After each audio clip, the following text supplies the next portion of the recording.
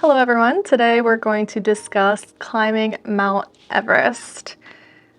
So, have you ever wondered why humanity has been so obsessed with climbing Mount Everest? Have you ever wanted to climb Mount Everest yourself? Be sure to comment below and offer your thoughts by the end of this video. Firstly, there's been a lot of deaths climbing Mount Everest. Today, there have been 300 plus dead bodies that have been made by Mount Everest. I always say that I do not forget the power of nature.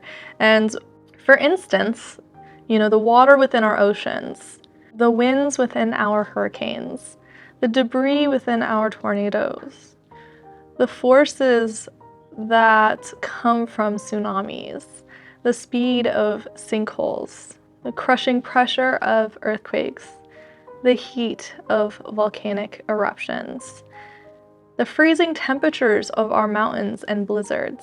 These are all deadly, and especially if you lack the knowledge and experience or supplies needed to survive them.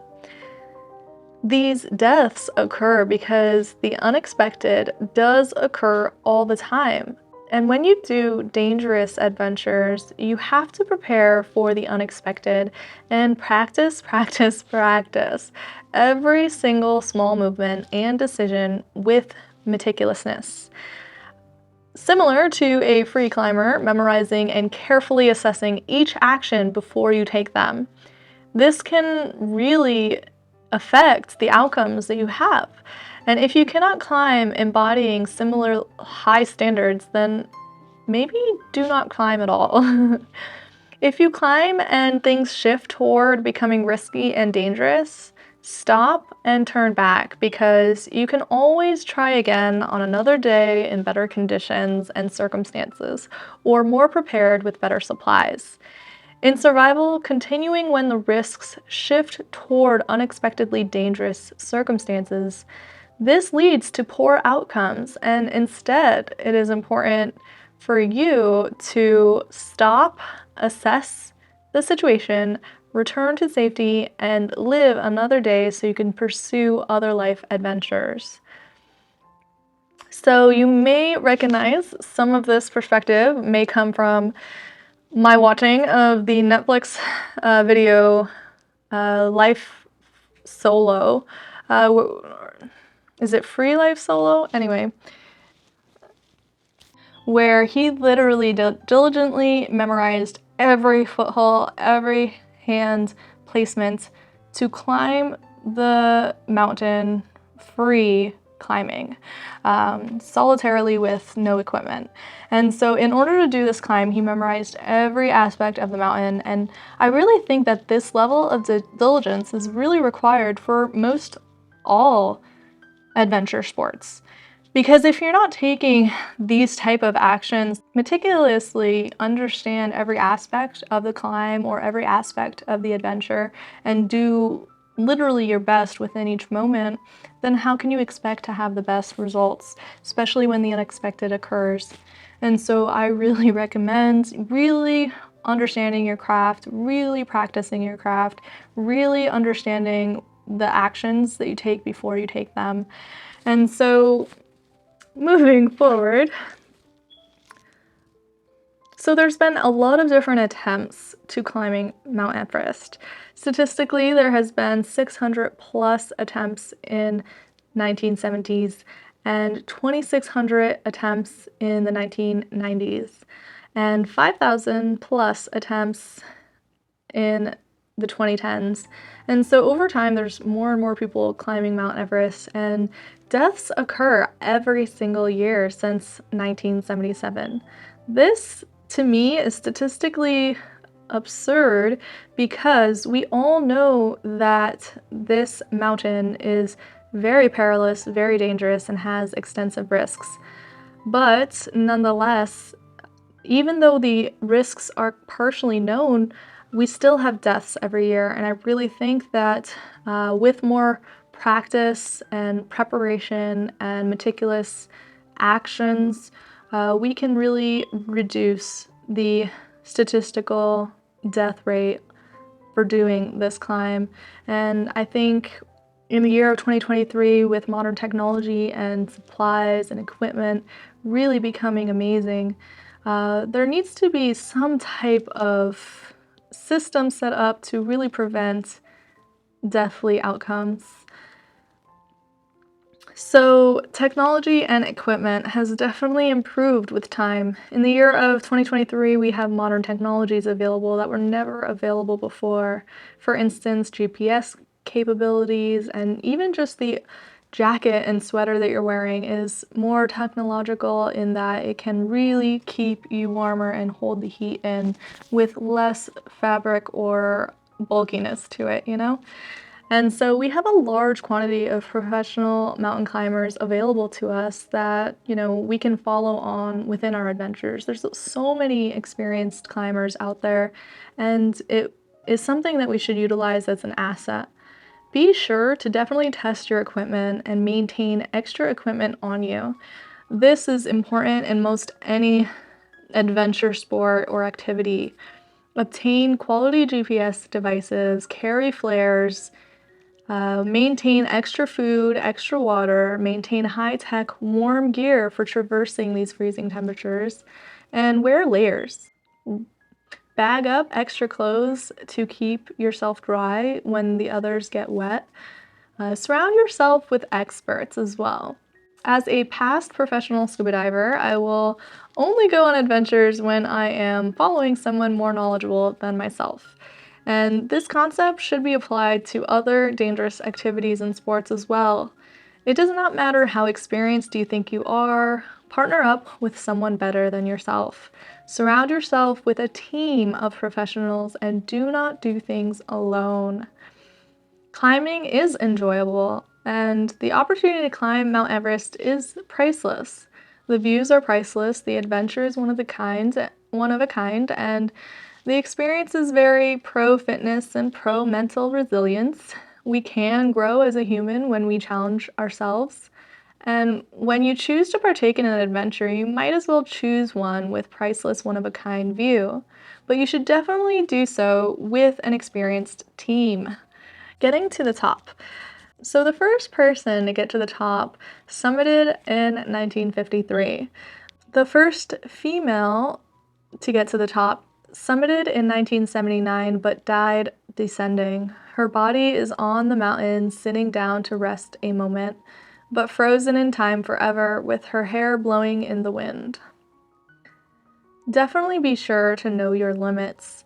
Humankind should be aware of their mental and physical limits before they pursue dangerous activities. Set your boundaries and limits before you partake in the activity. Be sure you are fit to climb and also descend after you summit. If you are unsure that you're going to be able to descend, then there is no reason to force the climb to continue. So once you're unsure that you'll be unable to make the descent, that climb should end at that point. High altitude climbing and elevation sickness can really be an issue for individuals that climb Mount Everest. Before you climb, definitely research the effects of such a climb on your body and really know the symptoms of altitude sickness. Know what oxygen deprivation is and know how to respond to it. When you get sick, low on oxygen, or low on supplies, you should stop your climb and return to safety. So oftentimes when people climb Mount Everest, there's often the concept of individuals failing to save others in fear of dying themselves. So many who climb have failed to save others because they fear dying while trying. And yes, this is a very real thing that occurs throughout life, and you will experience countless situations, especially if you're pursuing dangerous activities or sports. You will experience countless situations where you must choose what is best both for you and for others. And we always learn that you must first take care of yourself, because without you, the other person can't survive anyway. I mean, that's the whole concept of taught to you on every airplane ride that you go on is first you provide yourself your air and then you provide the air to others. My opinion is that in adversity, you must assess the situation, weigh your options, and do your best with circumstances that are given to you. And nobody is going to have all the answers, but you're going to have the most information to make the best decision. So you really have to just follow your gut and your experience and really understand the situation the best you can and respond accordingly. And so you'll definitely want to know the risks preventatively in advance as much as possible and mitigate them as best as you can. Your life is your life, and you must choose what is the best action for you to do. Only you know all the facts, and you are the best person to make the decision for that reason. Just be sure to do your best within the circumstances given to you. Be aware of your expertise, your supply levels, your equipment. Do what you and your team deem best. If it was up to me, I would definitely feel the need to try. Humanity cannot just walk away from a life. Stop your climb and get that person to safety.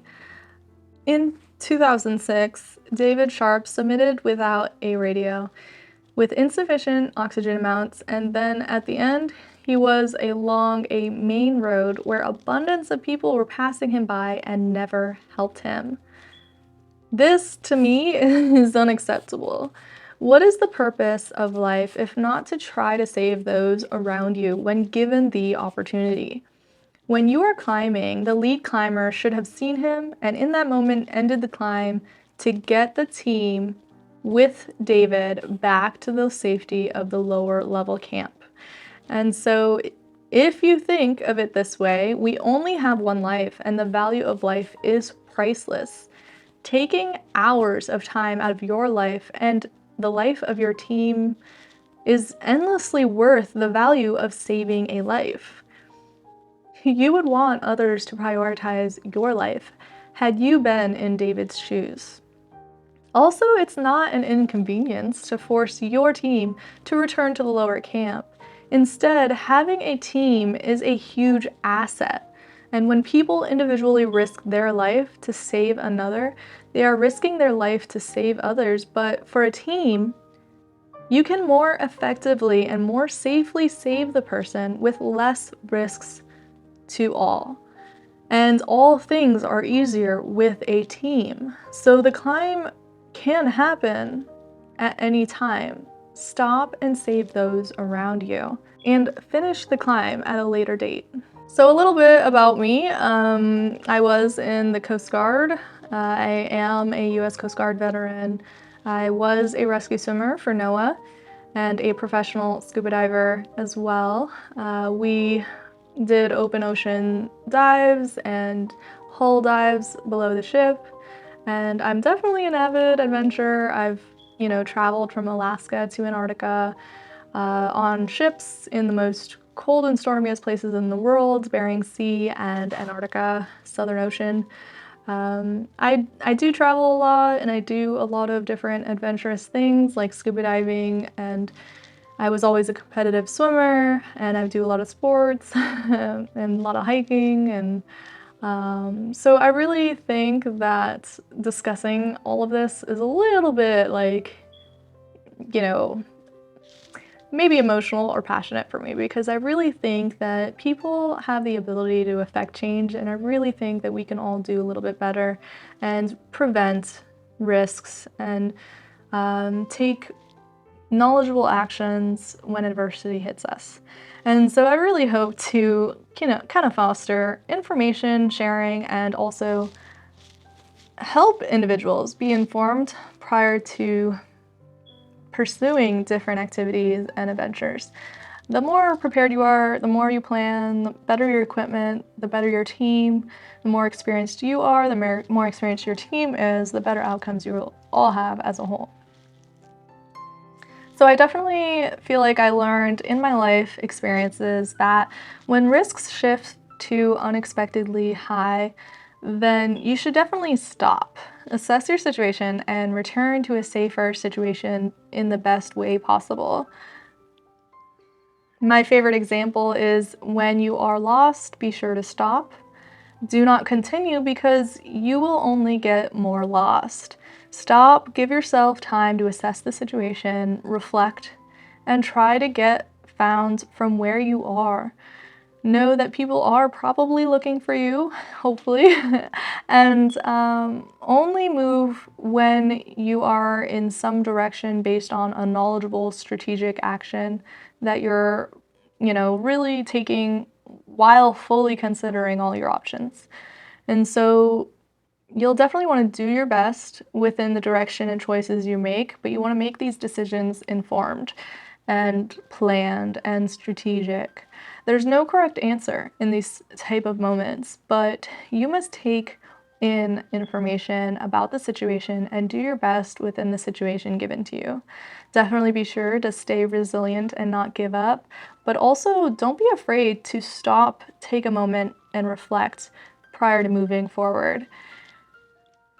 So my recommendation is that adventures are amazing, but definitely pursue them strategically and surround yourself with experts along the way.